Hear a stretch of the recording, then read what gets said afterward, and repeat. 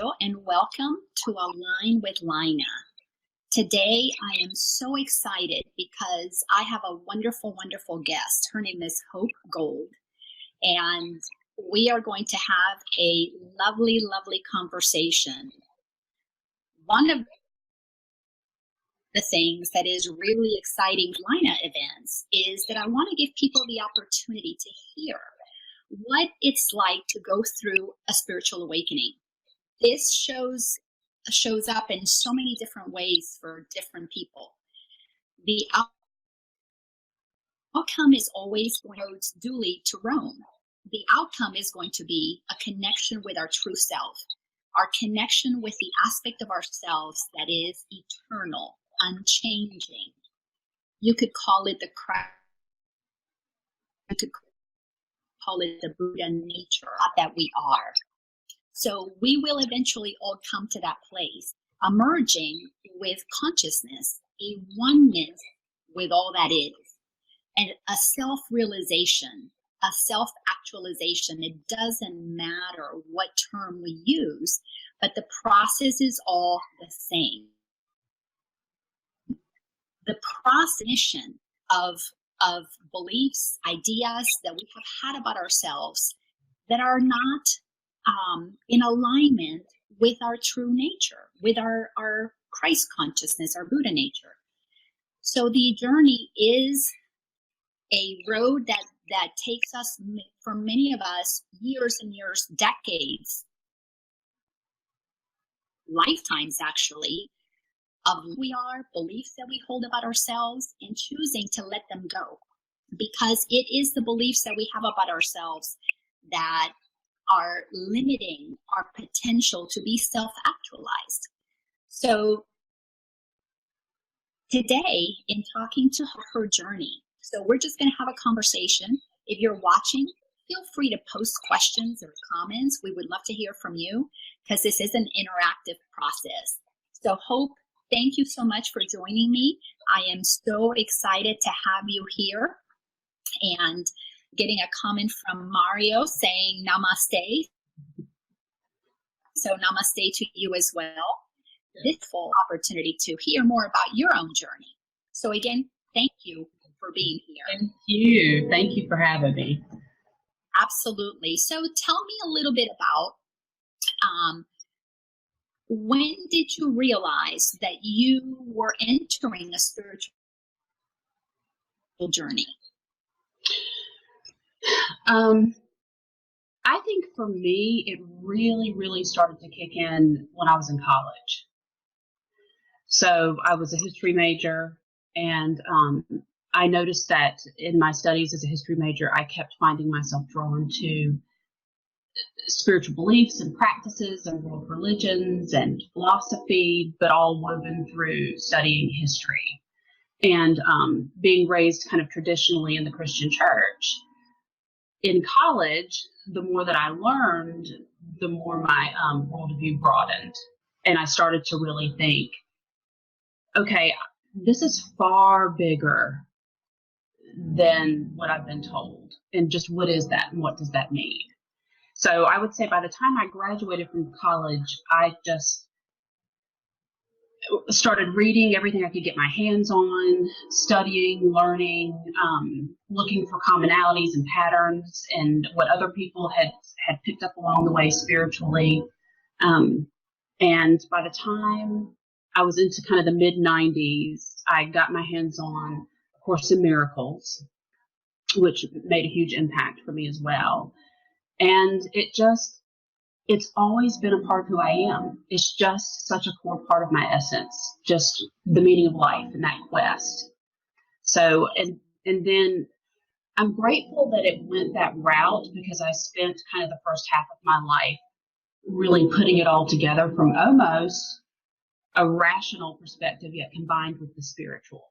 So I was able to kind of cognitively process it first before I really started to integrate it more like an energetic level. And then I would say the spiritual awakening real shift really came in October 2013 when our friend passed. Yeah. That so, literally, you go ahead because Yes, there's more. Before we get to that, Uh-huh. when you began to study A Course in Miracles, and you are beginning to read things of life, what were some of the reactions that you first began to experience internally? Because I know for me, when I began to expand my awareness, I began to think about things that were so different than what I had been taught was true. To feel that I was entering into a very taboo realm. Right. For you, when you began to read things that were either contrary to what you believed about life or God or whatever it was, foreign, not necessarily contrary, but maybe you had no concept of, what was that like for you to integrate some of these new ideas? For me, it was always positive and delightful. Like I had other friends who were doing that as well, and they would really have this crisis of faith. So some folks, I know it becomes a big struggle trying to kind of make sense of the questioning and the answers that are coming in and what they're discovering. For me, it was positive and almost a relief. Because from adolescence on, it just never set really well with me. I knew there was more. And so when I started to piece it together and learn more, and a lot of peace and a lot of relief came through from what I was learning. And it made sense. It just made sense. Speak to what that more was that was making sense and provided relief. That's something you clearly did not have your awareness. So what was this more that stretched you? I think the first concept was reincarnation. So when I walked into the idea of rebirth and reincarnation, and it started showing up in a lot of the books that I was reading and people with whom I was engaging at the time, that was the first concept that gave me a sense of, okay, now this makes sense.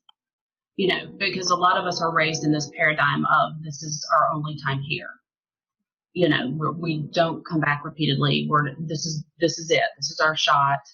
And if you subscribe to a belief system where when you pass, you're kind of going to heaven or hell, and that's not, but you're being told that your God is a God of love. For me, rationally, that wasn't really adding up. So when I got to the concept of reincarnation, it gave me peace because it really, first of all, made me realize how personally responsible I am for this journey and how my love of learning is totally a soul process as well. And so the more I learn and the more I open myself up and really take seriously this lifetime, but also know that there have been other lifetimes, that there are themes of lessons running through these lifetimes, and perspectives that we are gaining in myriad ways through these different experiences and lessons. It was just like the light bulb went on. So I would say that was kind of the first philosophical step that gave me relief. It's interesting because it was almost identical for me, because my journey began 55, and the first thing that I began to experience was a fear of death. All of a sudden, death became very real to me. And it was that fear of dying that a friend of mine was so concerned that I was so scared about dying. And when she gave me that book on near-death experiences, what it did for me was tell me that there was something else on the other side. Help me not be so afraid. And then being the angel that she is, really my first spiritual teacher. So I was able to bookend my life with past lives and future potential lives that gave me a level of peace that allowed me to begin the process of saying, there's got to be more. Mm-hmm. Who has got to be? So interesting that both of us, that was an entree into this journey. So tell me then, once you begin to realize that there's so much more to you, what came next? What did you do next? What began to move you? Because as if the minute we have that realization, the world conspires to show us more, to guide us, synchronistically things begin to do. I'll share what happened to me in a minute, but I want to know what happened to you after that, once you realized you were part of something bigger. Well, the first thing I want to say, this is so interesting, because when I started reading and really getting into all of this literature and things that I had mentioned before, I was teaching at the time. It was my very first teaching job. And I worked across the hall from this lady who was kind of my mom's age. And I had an uncle die at the time. So this was like 95. And I was out a couple of days for work, and I showed back up at work one day, and she had, in my teacher's box, had just put a book in there and didn't say anything to me. And I discovered this book, and I took it out, and she said, well, I thought that might help you a little bit with your grief process. And the book was called Closer to the Light, and it was about near-death experiences. So I had the same foray into starting my, going down that path with studying literature, with the near-death experiences. Yeah, the book that was given to me was called Into the Light. Oh, wow. Love it. Love it. Yeah. And that made a big difference to me because of the way it had been compiled through all these case studies, and it was scientific, and they were collaborating the data. And so that really spoke to me at the time, because I was like, look, all of these folks around the world are having extremely similar experiences as they are passing and speaking on the other side and coming back. And then it just kind of barreled out from there. So, but I know your question was after the reincarnation, kind of what was next. Yes. The world was opening up. So what came next for me were a couple of things. I started to study astrology, and believe it or not, astrology is data driven. So the more you study the planets and kind of where they're moving in the sky and the energies that they bring to us in our lives personally and as a collective, and it's also rooted in the concept of reincarnation. So that gave me another way to kind of track, like, who am I? Why am I here? What is my purpose? And what am I bringing forth with me from other times? Kind of what are my goals as a soul? So I started to study that, and I love it, and I always will. And then in addition to that, I got into A Course in Miracles. And so that became another layer of what I would call peace and relief. And I know, of course, that. A Course in Miracles very well. Yes, so. I do know it now. But let's talk about this astrology piece, because when I was growing up, and I grew up Catholic, and I grew up not a staunch Catholic, but Catholicism reality when I was growing up. So things like astrology were pretty much taboo. Yes. Reading my horoscope, that was okay. That was playful. Right. The newspaper. Yeah. Exactly. Yes, because if it was in the newspaper, it had to be true. Right. And it had to be okay at some level. Yes. Some level, always somewhat benign. But as I began to really look at the correlation, like you said, it's very data driven. And I went and saw a wonderful astrologer.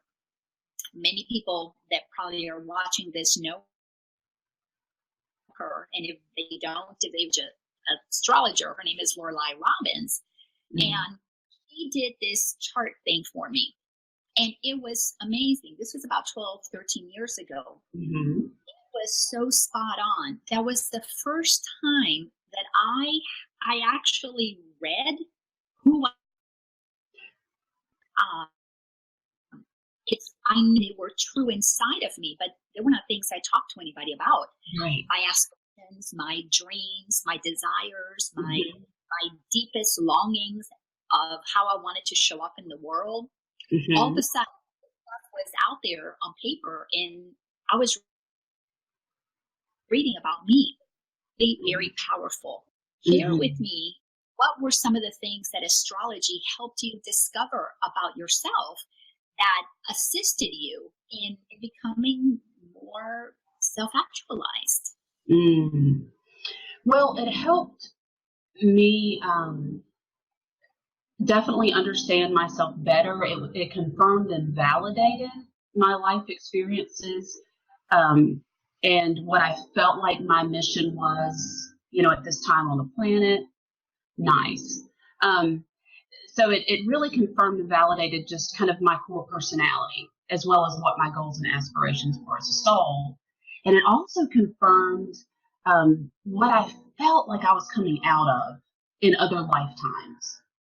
So what I carried around with me since early childhood, like personality traits and things that I was drawn to, and like natural talents and things, it gave me a sense of, oh, I'm coming in with that. That makes sense. The other thing that it gave me that has been huge for me in this lifetime is it has given me the ability to really come at each person that I meet from a very non-judgmental perspective, and also really give grace.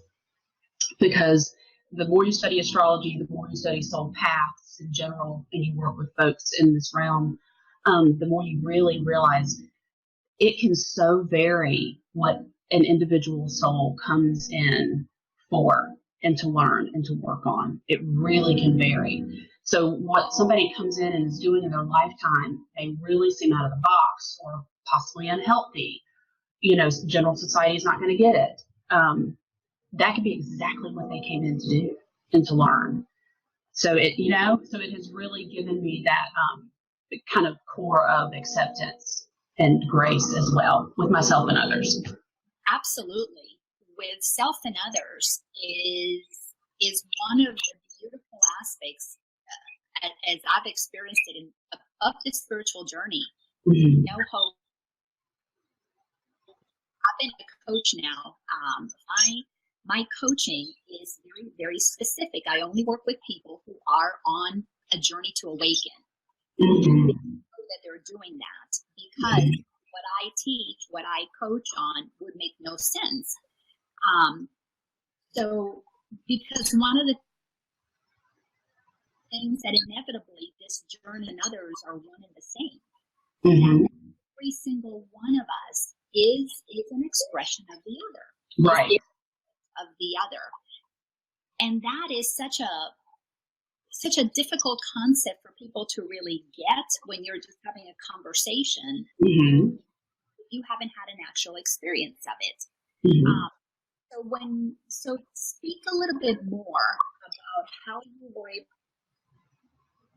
to gain more than others that allowed you to be more attuned to our sameness, our oneness, if you will. Okay, I got the last portion of your question, but I'm going to need you to repeat it because you blipped out for a second.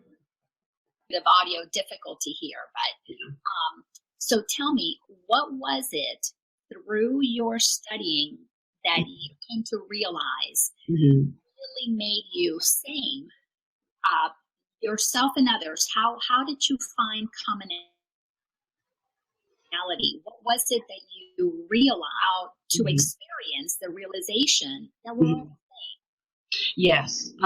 Yes. So I think as I was studying and growing, the idea and the concept of really God not being this paternal figure in the sky, but God being more of our source, and that if we're all sparks of the divine, that's what I was kind of coming to over time, is we are all sparks of the divine, and we're all here as God consciousness, having this experience and evolving and growing as what appears to be individual souls, but really we're still part of that whole. And so I am you and you are me, and together we really are one,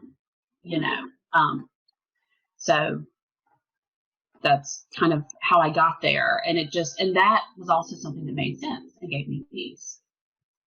Yes. And, you've said that a couple of times, Mm-hmm. that you read is a hallmark, I feel, that we are on a spiritual awakening. Mm-hmm. Is we begin to be exposed to things that we were not taught as children. Right. That what the mainstream speaks about, but Mm-hmm. we begin to hear things that feel a coming home to truth in a way. Yes. Yes. Think of all of those ahas that I've had. Mm-hmm. In the beginning, I thought I was learning new things, but later on I realized that every aha was a validation, a confirmation of yes, absolutely. remembering my truth. Yes, that's a beautiful way. And that's why, yes, as I mentioned to you in the beginning, when I started reading or discovering about reincarnation and past lives, future lives, it scared me. mm-hmm. But once I began to feel more of those ahas, then mm-hmm. that's when I began to really feel peaceful about my discovery, even though it was making sense.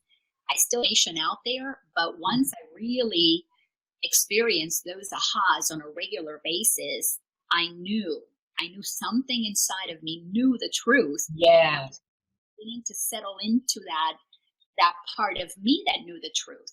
Right. So share with me now about A Course in Miracles, because I'm new to it. I've only been, I guess, maybe about 4 years now. And I'll share a little bit more about why I've taken to it so quickly and with such intense passion. But tell me about your experience with A Course in Miracles, because that is one radical document. Yes, it is. So it started for me, again, kind of mid-90s. I'm still in my first teaching job, but I'm getting ready to go overseas in the Peace Corps. And my teacher friend, who is absolutely, to this day, a spiritual mentor for me, we've been friends this whole time, but very absolutely we were supposed to find each other so that she could kind of propel me along this way. So this is like 1996, and she starts showing up at work with cassette tapes of Marianne Williamson giving all these different talks. And so I would ride around in my car playing these cassette tapes of Marianne Williamson talking about, everything rooted in the Course in Miracles. So I remember there was a cassette tape, just on love. There was one on fear. There was one on anger. There were all of these different topics. And so I would ride to work doing whatever, and I would run those tapes. So that was my first introduction to it. And I remember some of the concepts or precepts that really stuck with me and always will.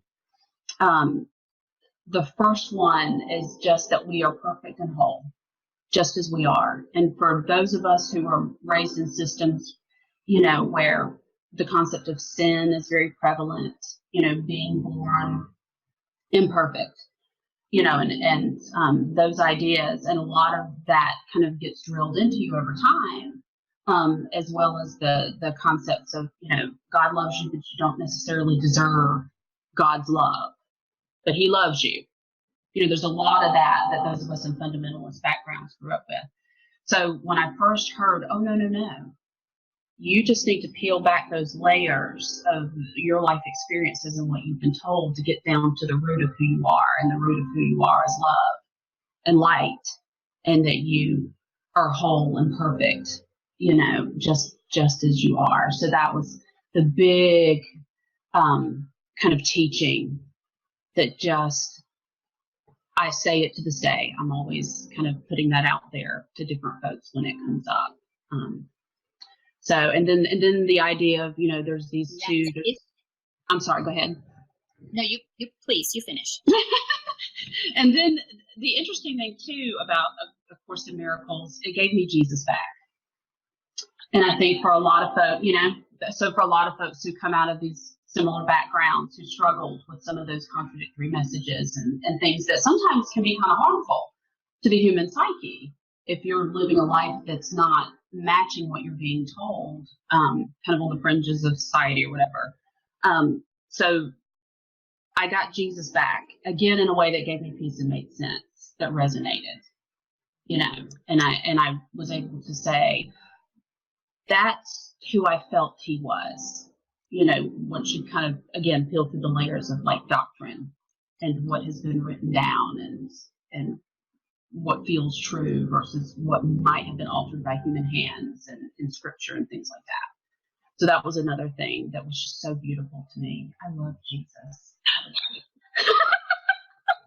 I love hearing you say that, because growing up Catholic, Jesus obviously was a member. As a little girl, hearing things that were said about Jesus that just did not make sense. Mm-hmm. There were aspects that were so convoluted to the mind of a child. And so, needless to say, I went ahead and as I got a little bit older, I let go of the church. Then actually I grew up in the Dominican Republic, so I went to traditional Catholic masses that were in Latin, Spanish, but in Latin. Then I moved to the U.S. when I was 14 years old, and I lived with a family. I'm going to term them holy rollers. Lovely, absolutely lovely people. Yeah. And to hear things that were really frightening.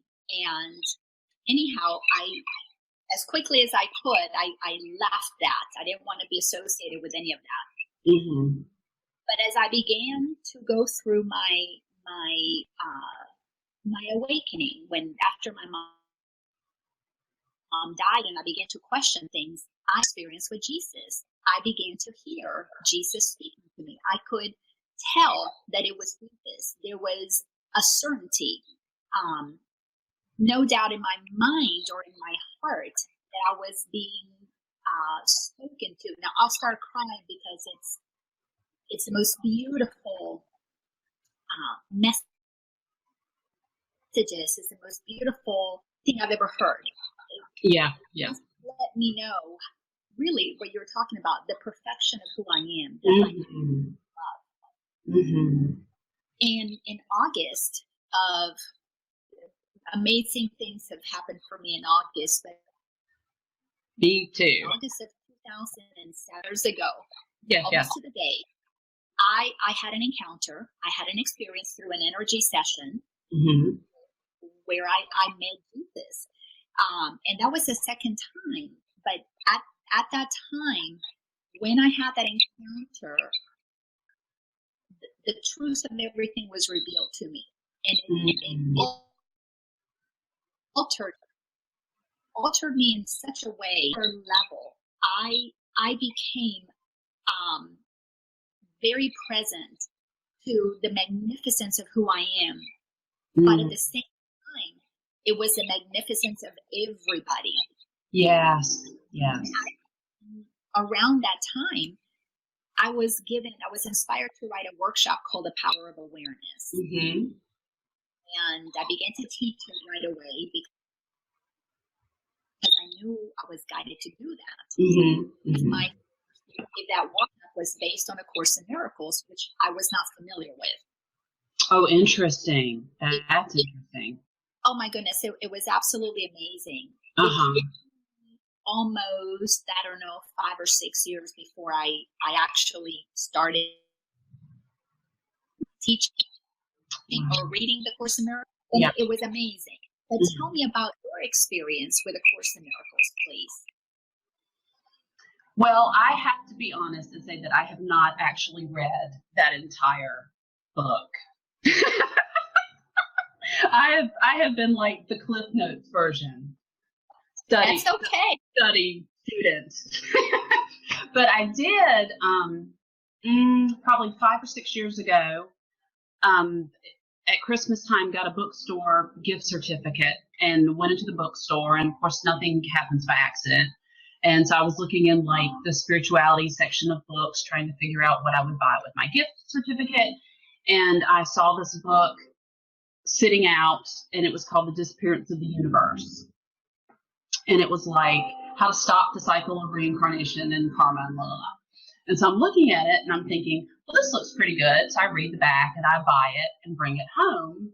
And it was rooted in the Course in Miracles. And it took the Course in Miracles, it spun it in a way that made it make even more sense to me and resonate even more with me, you know. And the author was someone who was also kind of channeling some of that as well. It was coming through in a very interesting way.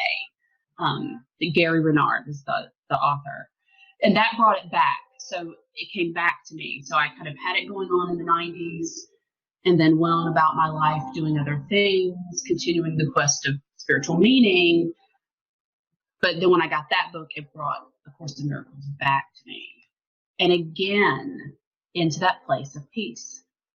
It's amazing how it does that, you know, but just the concept of forgiveness and letting go, you know, and that's another core, you know, lesson or teaching is learning to really, to me, I would sort of, it's a languaging thing, but I would kind of equate it with really getting comfortable with your own state of Zen, your own state of flowing, you know, learning to let go, learning to forgive when things come up, you know, and not becoming so attached to outcome or attached to some of the emotional processes, not denying your emotions, but learning to kind of move through them in a way that flows and your release times faster and things like that.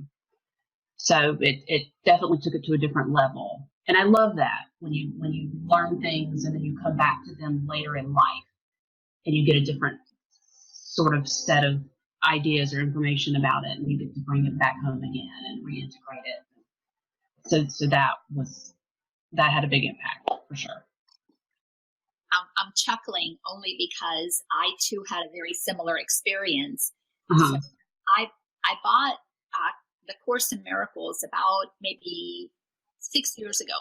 Mm-hmm. And when I started to read it, all of that, talking about the Father and the Holy Spirit, I read it.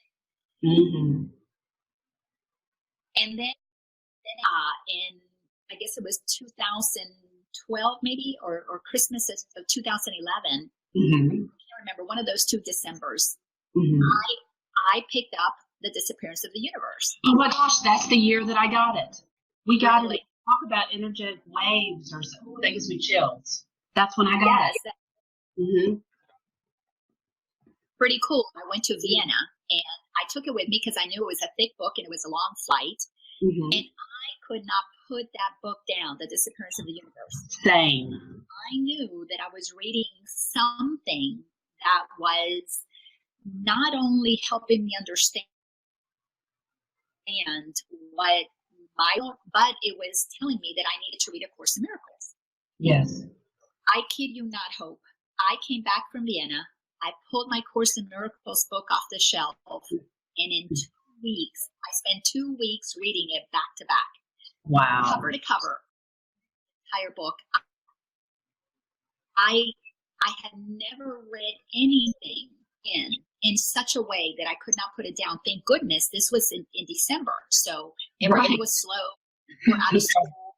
I didn't have to do much of anything except for immerse myself in A Course in Miracles. Mm-hmm. And it's why I had been given the power of awareness 5 years earlier, but it helped me really take the teachings of the power of awareness and deepen them in myself, because I was entering the last 5 years of my life, which has been very, very tumultuous. And I want to talk a little bit about how you have gleaned. How has it helped you in your day-to-day life? Because really, that's where the rubber meets the road. Yes. If it wasn't for the practical application of these principles, Mm-hmm. it would have no meaning, I think, if it Right. wasn't for how it literally transforms how we show up in the world. So tell Mm-hmm. me about your experience with how do you live it? Mm. How does it show up in? One of the other things that it brings up is it does talk a lot about perception and how we're perceiving the world kind of through our own lenses. So for me, I'm constantly walking around going, kind of, this is my perceptual filter. This is who I am. This is what I bring to the table. This is how I'm kind of processing the world around me and my interactions with different people, and in different situations. So I've become really super aware, and kind of monitoring myself, which is wonderful. But then it always goes back to, as I'm doing that, giving that same grace, to others. So if I were to really kind of sum it up simply, I would say monitoring my perceptions, figuring out who I am in different situations and what that means at the time, but then also extending great love and grace and forgiveness. That to me is where the rubber meets the road. Is, as life is going to bring us a plethora of experiences, and it is going to be tumultuous sometimes, and it is going to be rough. And gosh knows I've had some really rough times. And so being able to kind of fall back on those spiritual principles, it has helped tremendously. Yeah. So the way that I experienced that entire aspect of projections and perceptions, Mm-hmm, mm-hmm. because the Course in Miracles does make that extremely clear. And Yes. as Jody commented, Mm-hmm. I do know that book and I do know those teachings because Yeah. I practice them. Mm-hmm. But let's share with you what that means. So make it practical. Let's use some practical languaging for what is the power of really understanding projections and perceptions. So you share how you would describe it, and then I'll add to that or come away. Okay. So I guess because I do it with my family, I do it with everyone in my own personal life. I also employ that when I'm working with clients, because I'm now at a place where I'm coaching and doing kind of some healing work as well, which has been a huge transition the last 3 or 4 years. I use it myself because I'm always gauging what is happening with me in any particular interaction. And then, when I'm thinking about, gosh, I'm living in sort of this projected reality, like this whole hologram of existence is this sort of this projected screen in front of me.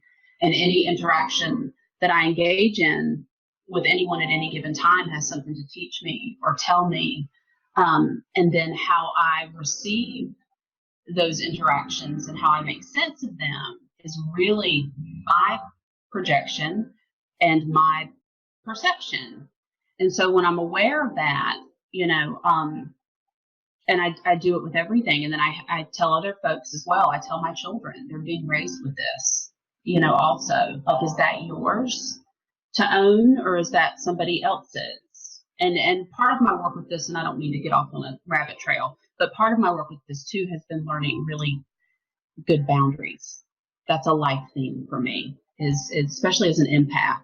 So people like you and I doing this work, and really being aware of the layers of perception and projection that goes into any interaction with somebody. So if we get in a conflict situation, and maybe that person's not operating from the same set of principles, we still have to be in our space of love and grace, and forgiveness and letting go. But then there's the boundaries piece for me as well. So I used to be more of that kind of doormat. Oh, love and grace, and I'll forgive you, and it'll be okay. And what I realized through contrast, because we are on a sort of a dualistic planet, or it's projected that way, has been to learn to pull back and go, okay, but love is also taking care of yourself and knowing what your limits are, and there's no boundaries. So I apologize for going down that path, but it all kind of, in my mind and in my world, it all kind of works together. It does. It all definitely works together. Mm-hmm. So this entire concept of projection mm-hmm.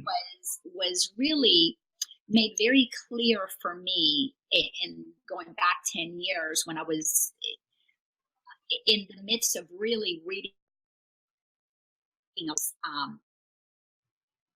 first book as a voracious reader, and I wasn't much of a reader, and all of a sudden I started reading those first two books about reincarnation and past lives and near-death experiences, and in a period of about 5 years I must have read about 500 books. Totally. I could not stop reading. It was amazing. Mm-hmm. But one of the books that made a huge impact, and from time to time I do teach workshops specifically on that book, was by is by Debbie Ford, and it's called The Dark Side of the Light Chasers. Mm-hmm. And what that book was, that everything that I see on the outside is a reflection of me. Is authentically or inauthentically. And when I began to really question what that person is reflecting back to their adulations of me, what is that reflecting about me? What do I own about me, or what do I disown about me? And I began to look at projection as nothing more than a beautiful opportunity to see myself reflected, and it became my mirror. Right. Talk about opening. It was absolutely amazing to begin to look at myself, my ugly side, my beautiful side, mm-hmm. in ways I would have considered. Right. So doing that was profoundly life-changing, because now I had to begin to look at what's going on in here. I could no longer continue to point at the world and use the world as something other than myself. All of a sudden, it became a reflection of me. Talk about feeling that very uncomfortable for quite a few years. Mm-hmm. Looking at those projections and realizing that is always coming from me. But that's what, to me, the spiritual journey is all about, is a journey returning to looking at all of the ways that we have right. and using the world to hide it. It's like what we don't want to see about ourselves, we put it out there. Yes. Which is the fun of the game, because we're reclaiming ourselves by seeing what we've disowned in others. Absolutely. Absolutely. So when you're talking about setting up boundaries, especially when we're beginning this journey, because we're discovering things about ourselves that make us very vulnerable, make us, in some ways, targets of ridicule or targets for shaming. You've gone off the deep end, which in a way we're falling off of the norm, and we are really entering a realm that is not normal in the world, but it's what leads us to our true self. Yes. So those boundaries are necessary. Mm-hmm. But I have come to say you don't really need boundaries. And that's, for me, going back to the teachings of Jesus, realizing through A Course in Miracles that we're in the world of duality, but we don't have to be of it. And right. Exactly. Everybody doing the best that they can with whatever level of awareness they have. Exactly. You don't need to create really boundaries with people who are unaware of how much more there is, because really, truly, when you love people, you don't need You don't need to defend yourself or protect yourself from them. Right. I'm glad you're bringing this up.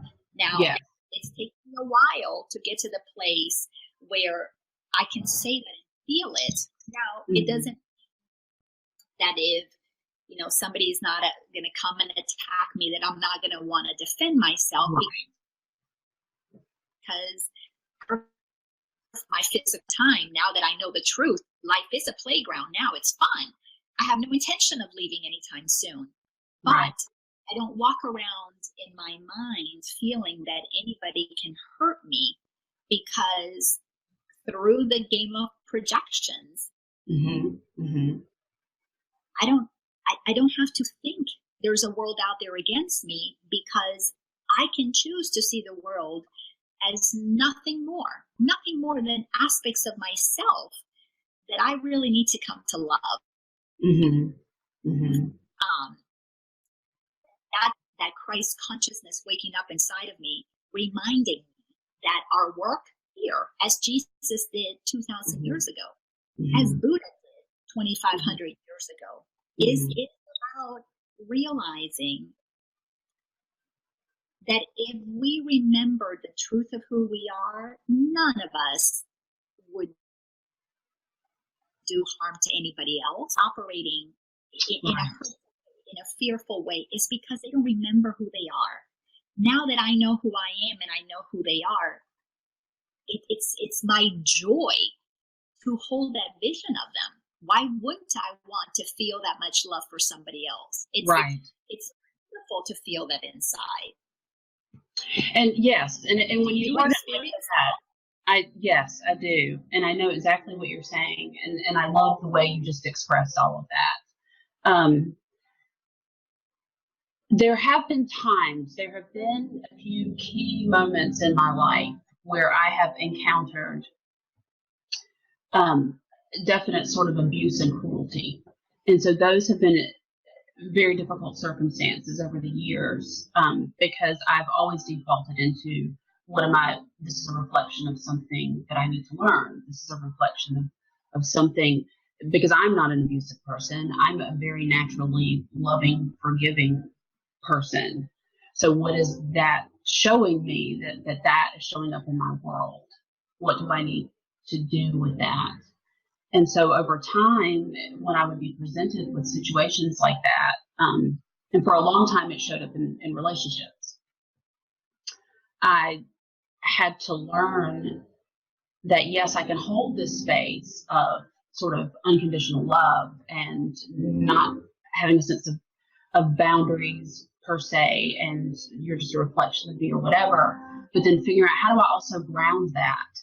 So how do I have all of these concepts and understandings and perspectives? To me, it's like we're in a dualistic reality, but perspectives are almost like a geometric cube. There are so many different perspectives that we can gain as we spin that little cube around, having these interactions with different people and figuring out, what is that a projection of? What do I have to learn from that? What are they reflecting back to me? So I think for me, the darkest times have been, of course, the greatest teachers.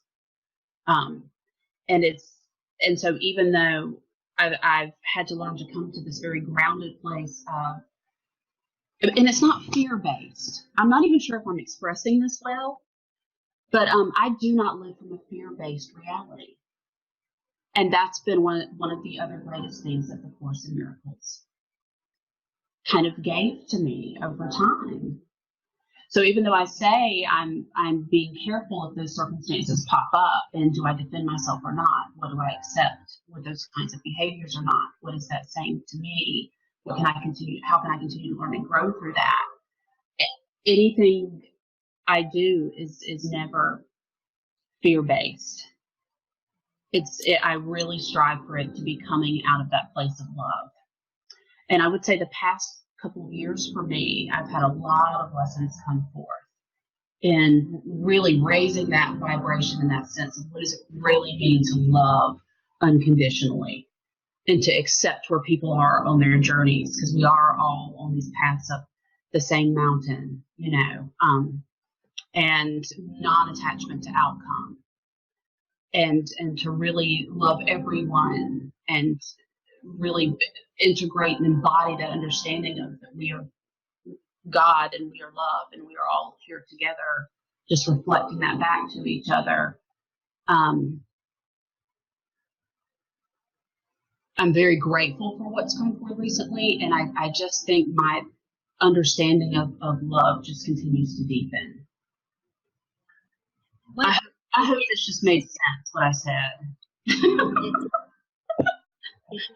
Okay. Describe love and it now. Ooh, that's a good one.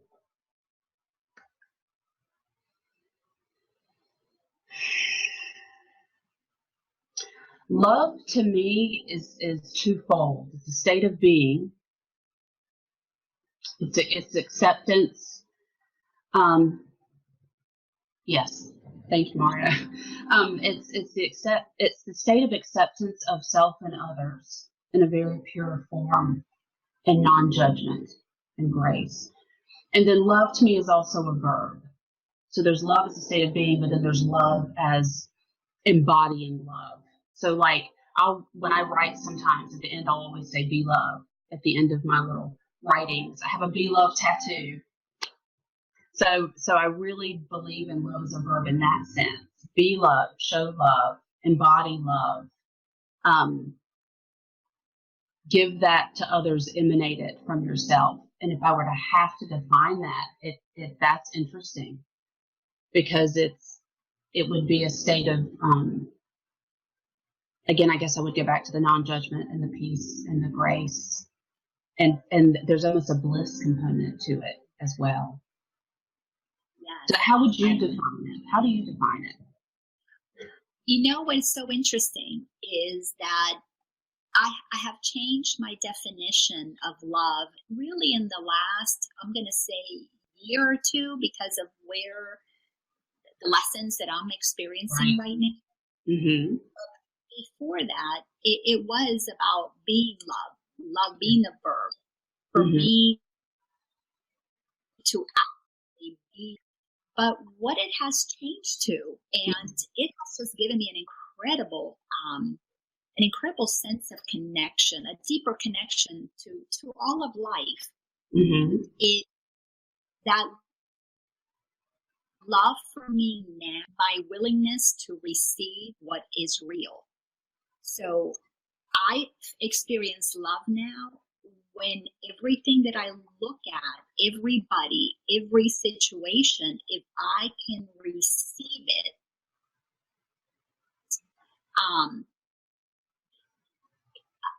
when there's something that I'm judging, I'm resisting it. Right. Yes. So there is a definite, I'm not going to let that in. Yep. In my resistance, I am insisting that I'm separate now with receiving, because it's an allowing, it's a taking it in without having to have an opinion about it. I think love has become a letting all of life in. If I'm resisting it, I cannot be pushing it out. And what I have, as the Course in Miracles says, giving and receiving. I used to think that by me giving love, I was receiving love. But what I realized is by my receiving everything as love, and I am literally in that moment giving of myself, because there's nothing held back. So it really turned it around, and I don't know if that's going to change, but for today, love means my willingness to receive, whether it's in a bird, whether it's in a tears that is love, whether it's in the rain right now that's happening outside, or, an angry person, or a loving gesture from somebody is receiving it all equally as a projection of myself. How do I want to receive that aspect of me? Yes. And I would call that, a lot of times when I go into mindfulness, and I really try to do that too in my daily walk. So if I'm sitting with a cup of tea, or I'm sitting outside and there's a bird, like you say, or anything like that, or music, I really try to stop and take a moment and just, it sounds cliche, but become one with that. Go into that, flow into that, really honor it in that moment. And that kind of feels the same as what you're saying, like receiving and just opening myself up to really all that is. And as it manifests in these different little forms here and there, stopping and just being in a state of grace with it as part of it all. Yes, and that the consistency of living in that space for me is what matters more than anything in the world. Is to, like Don Miguel Ruiz wrote in the Four Agreements, that being impeccable with your word, impeccable with my recognition that receiving the world as a gift of God, source, spirit, universe, whatever you want to call it, receiving it as the gift that it is, allows me to see the presence and Buddha nature. So it really is fascinating. But we're here at the last few minutes of Align with Laina. I want you to tell me, what is the most exciting thing in your life now? Also, how can people connect with you? Because yes, you are a beautiful healer, and your spiritual big shift when our friend passed away, right? How that propelled you to the work find you. So weave all of that together. I'm sure you can. Quickly. No, it doesn't have to be quickly. We know if we stay a little longer, that's okay. But weave it all together, because it is all connected. It is. So it's been beautiful, kind of the first half of my life being on this journey and reading voraciously, just like you did. Oh my gosh, the commonalities that you and I have with that path. And then not really having, like, I got Reiki 1 and 2 17 years ago, so as a part of learning about all that, I was learning about energy and how to feel it and how to use it. But I didn't use any of it actively. I didn't kind of weave it into something that I could then offer up to the world. I wasn't sure that I would ever get to. I knew that it was such a huge part of who I am and that it meant everything to me.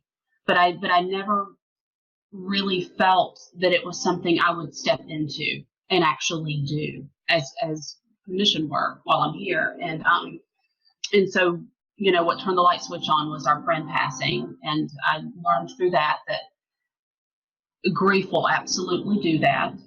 Those are huge pivotal moments in a lot of people's lives where they'll turn a corner when something like that occurs. And so I remember when he passed, just knowing like claircognizantly in my core that it's time. It's your time. It's coming, embrace it, figure out what it's going to look like for you and what you're going to offer. And you're going to have all the assistance right there that you need from, the universe and my guides and angels and God. And that's really how it rolled out, and mentors came in to help me along the way. So the right people showed up because the student was ready. And I wanted it so badly. I was so excited, and it just felt so right. It was time. So this was 2013. So it's been going on for about 4 years now. So what it has become is just really an offering of services of who I am and my life experiences and just what I bring to the table, like a quilt, patchwork quilt. So for the past few years, I have been doing coaching, intuitive coaching. It's not just about doing readings for folks. For me, it's about soul growth. It's absolutely about growing as souls and what can I do to support you on that journey. And a lot of that work turns into intuitive development, because I'm not just here to sit up and give you a bunch of answers and and kind of, I'm not a guru. We're our own gurus, and so whatever I can do to then spin that around and empower others to then be able to do this for themselves and others. Let's spin it out, because we're all capable of healing and doing this together. And so I've written a few books. I've got a new book coming out in a few days, and it's called We Rise. And it's going to be about the ascension process that's going on right now, and other articles I've written on like health and personal growth. I lead retreats up in the mountains, usually around the Asheville area.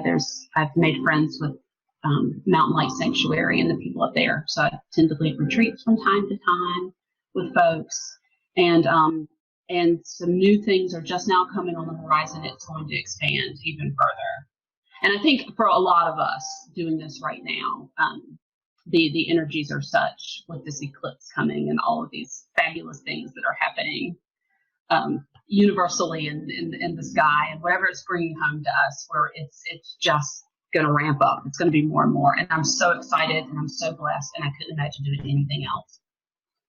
And I love God, and I love humanity, and I am just happy to be on the planet, to be here and do this work. And isn't that really what this whole journey of awakening is? We're waking up to receive that there is an interconnectedness. Yes. That the messages come from everything, and that yes, they do. People to serve as for that information. How beautiful is that? So how can people find you? So I have a website. It's www.onemountain.net, based on this whole principle of all of these paths getting us to the same destination. So I have that website. I'm here on Facebook. I have a One Mountain page on Facebook. And then I'm just out here as myself. And I lost you for a second. One Mountain, O-N-E? Yes, O-N-E, mountain.net. Okay, so I'm going to put that in the comments. Okay. So I want people to be able to see that. Okay, and I do have a retreat coming up September the 22nd, that weekend. So I am leading a retreat with a friend of mine, and that's listed on the website as well. So lovely fall retreat. It should be nice. Is that the correct website right there? It is. Mm-hmm. I want to thank you for having this conversation with me, because there are so many ways that we're going to come to know the truth. And I feel that what's really happening here is we're aligning with the truth of who we are. That's why I call this Laina. I want to be conduit for helping people remember not only their truth, but see all of the different ways that we have all come to align. Yes. All the paths that do lead to the one place that ironically enough is the place that we never left. Yes. Because we really are inside. And truth by looking at what's not true, by looking at beliefs that tell us we're not one, or beliefs that tell us that we're separate, or that justifies our resentments, our angers, our jealousy. Right. So I want to give you the opportunity to end the broadcast with some words of wisdom, because every one of us that goes through this journey has wisdom to share. So if you were starting your journey again today, what would you like to have known to move through this process more smoothly, more quickly? Because I do believe that we can actually move faster if we want to. Yes. Yeah. So leave us with your words of wisdom. What is it that you would like to share with humanity? I like the way you phrase it. If I could go back to when I started on, I like that that framing of that question.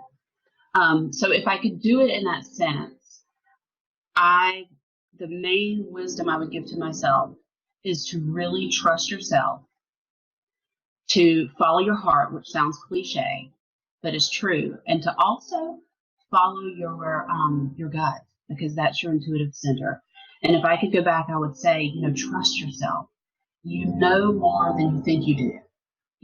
What resonates with you is just like you said, Lina. It's sitting in here. Anyway, it's a lot of it's just coming back home to ourselves. So to really trust that process, trust it, and know that you've got this, and that everything you need to be on this path is going to come to you really at the right time. And to just be bold and brave and have fun. Yes, totally. This to me is fun. I love it. When I had my encounter with Jesus in 2007, and I asked, how am I going to know? How will I really know? And living by this truth that you're showing me. Mm-hmm. And the voice said, you will know you are awake when life is fun and easy. Yes. And I have been wanting to live into that. Mm-hmm. And that's how I know, like you said, because it gets hard and difficult. The fun gets sucked out of it because I know my ego mind got in the way. Right. But I love what you said. Thank you for those words of wisdom. It is about having fun. It is about listening to our intuition and trusting ourselves, because at the end of the day, we're just returning to the very knowledge that is already exactly so much. And thank you for being the bright light that you are and teaching this to your children, to your community. It's beautiful to watch how you stand as a beautiful, bright beacon of light in your circle of those who are around you. So thank you. Thank you. Thank you. And this is wonderful. Wow. You'll help me spread the word. I will. I absolutely will. The more people can see that ordinary people like you and special guru and go to some mountaintop for 27 years or right be holed up in an ashram. We're waking up in our everyday life. God knows. I had an awakening, and the next day I was making peanut butter and jelly. That's exactly right. And running carpool. That's it. All right, my friend. Thank you so much. And thank you. We will end with what Mario said. Mm-hmm.